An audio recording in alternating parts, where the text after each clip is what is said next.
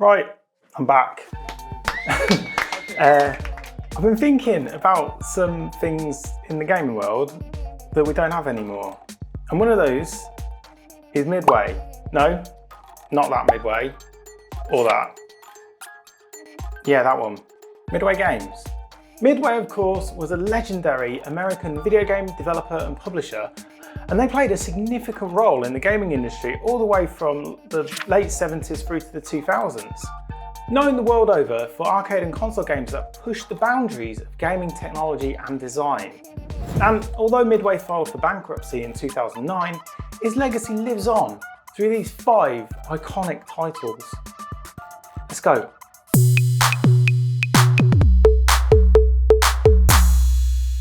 Number 5 then, kicking things off, is Gauntlet. It's amazing. Developed originally by Atari and therefore not strictly a Midway product, Gauntlet is such an important part of gaming history that I've opted to include it here, since Midway took the ball and ran with it in subsequent years. After starting life in the arcade in 1985, the Dungeons & Dragons inspired Gauntlet has been released in various guises and saw sequels to multiple platforms over the years, including the NES, Atari Lynx, Sega Mega Drive, as well as 5th and 6th gen systems like PS1, N64 and Dreamcast.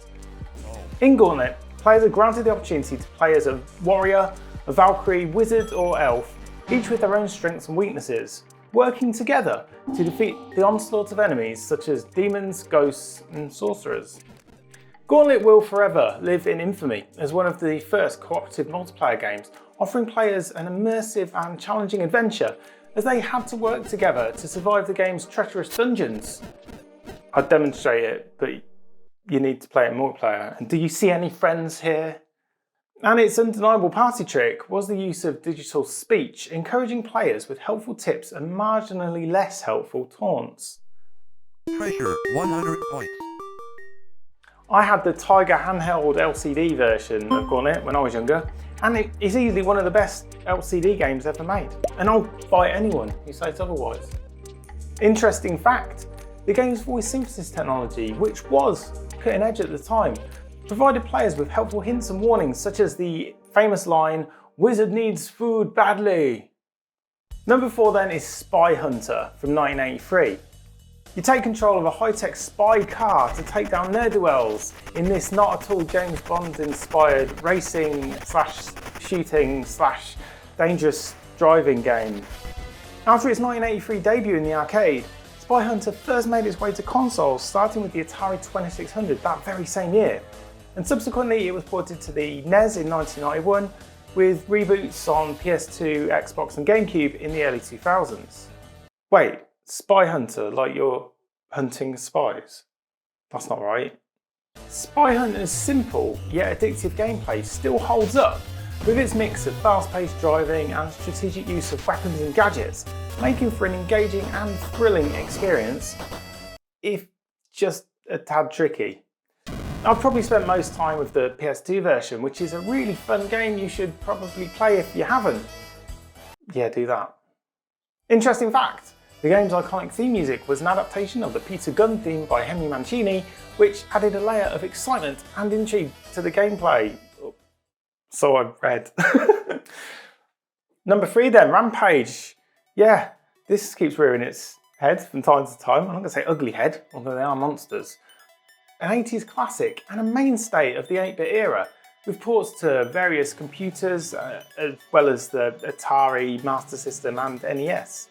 Later years, we saw reboots and spin-offs of the franchise on PlayStation, N64, Game Boy Advance and Wii. But it's the classic Rampage that I'm always drawn to. The fun of raising tower blocks, eating panicked victims, smashing helicopters, and the ensuing reign of destruction never gets old. Playing as monsters inspired by mystical, fake, fictional creatures, such as Godzilla, Donkey Kong, King Kong, Donkey Kong, is superb fun, and no doubt inspired later titles such as King of the Monsters. I'm a champion of the C64 version, which, even though not the best recreation of the arcade original, still holds up well, with most of the core features intact. Interesting fact, Rampage was later developed into a 2018 film starring Dwayne "The Rock" Johnson, which was loosely based on the game's premise. Yeah, everyone knows that. Next. In at number 2 then is NBA Jam. Oh my! He's Yeah, on fire! you know this one. NBA Jam emphasised fast-paced gameplay, exaggerated slam dunks and high-speed scoring matches to the thrilling delight of 90s gamers the world over. Did I really write that? Whilst many people will be intimately familiar with the console versions, expertly ported by Iguana Entertainment and published by Acclaim, it's Midway that crafted the original arcade release. NBA Jam is a 90s phenomenon that uniquely captured the spirit of 90s NBA basketball in all its colourful and arcadey goodness. It was accessible to both casual fans and hardcore gamers, with its easy-to-learn controls and exhilarating gameplay, generating over $1 billion at the arcade and going on to sell a whopping 4 million copies during its first year on console. It was arguably most famous for the classic phrase, "Who's on fire?", which became a mainstay of the NBA Jam series. Oh, and that being able to play as all your favourite 90s heroes like the Fresh Prince, the Beastie Boys, the King formerly known as Prince Charles, and Hillary Clinton, 90s heroes. Interesting fact, NBA Jam was one of the first games to feature real-life NBA players with all their likenesses and signature moves intact, which no doubt helped boost its popularity with those fond of the sport. Of course it did. Why wouldn't it? Number 1 then, obviously, Mortal Kombat. Possibly the most important Midway game ever. It's a groundbreaking, I suppose. Yeah, it is groundbreaking. It was groundbreaking. Don't argue with me. Groundbreaking fighting game in which players face off against each other in a one-on-one combat. In which players face off against each other in one-on-one combat with a truly diverse cast of characters. The game's unique combination of photorealistic graphics, visceral bloody combat, and over-the-top finishing moves, aka fatalities, set it apart from other fighting games of the time like Street Fighter and Fatal Fury. Another game that, due to its immense popularity, was delivered to every relevant system at the time, including, yes, you've guessed it, the Game Boy, a version I somehow fondly remember, although I knew it was a bit even at the time. With clunky controls and borderline unplayable frame rate, it didn't stop me spending countless hours hunched beneath a desk lamp trying to beat it.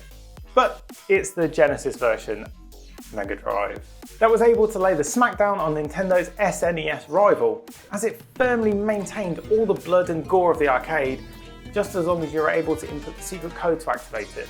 A code that was only provided to players who purchased the game new and were over the age of 15.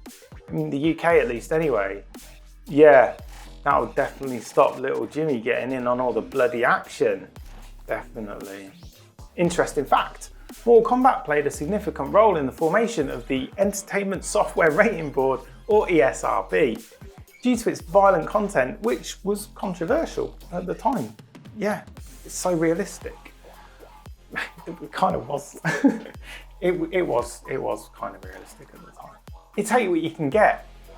So that's 5 of the most treasured Midway games to ever grace our home consoles, but the list could go on. Midway were one of the most prolific video game developers and publishers of the 80s and 90s, and there's no doubt that their efforts helped spur the industry forward in many, many ways.